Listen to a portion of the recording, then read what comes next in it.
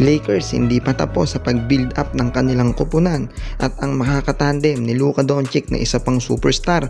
Pag-usapan natin yan mga buddy. Alam naman natin mga buddy na habang tumatagal nga ay lalong gumaganda nga ang chemistry na meron ngayon ang koponan ng Los Angeles Lakers. Ganun pa man mga buddy ay hindi pa daw dito tapos sa pagpapalakas ng pwersa ang Lakers dahil ayon kay Rob Pelinka ay pipilitin pa rin nilang makakuha ng isang lehitimong big man dahil isa nga daw yan sa mga request ni Luka Doncic nung una nga daw silang nag-meeting nung ito ay napunta sa Lakers. Sa report nga ay nakafocus daw si Pelinka dito sa Detroit center na si Jalen Duren, ang Malaben Wallace ng Detroit ngayon. Noong nakaraang trade deadline nga ay sinubukan daw ng Lakers makipag-negotiate dito sa Piston pero nireject nga ng Piston ang offer ng Lakers na iswap etong si Rui Hachimura kasama ang kanilang dalawang round picks. Nakikita nga ng GM ng Lakers na si Pelinka at ang buong organization na magpipit etong si Jalen Duren dito kay Austin Reeves at Luka Doncic. Ang tipo daw kasi ni Jalen Duren ang sentrong hinahanap ngayon ni JJ Redick. Kaya nga sa darating na offseason ay makikipag-negotiate daw ulit si Rob Pelinka dito sa Detroit Piston. Aminin man natin hindi at kung makuha nga ng Lakers etong si Duren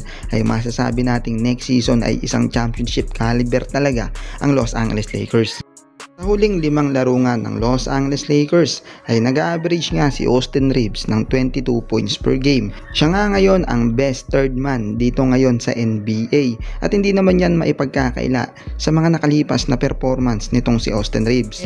Medyo nawala nga ang pressure ngayon sa Lakers dahil matagal na nilang iniisip na kung magretiro si LeBron ay sino ang makakatandem ni Luka Doncic at hindi na nila kailangan maghanap pa dahil andyan nga si Austin Reeves. Ang lineup nga ngayon na meron ang Los Angeles Lakers ang posibleng maging dahilan para maglaro pa ng isang season etong si LeBron James.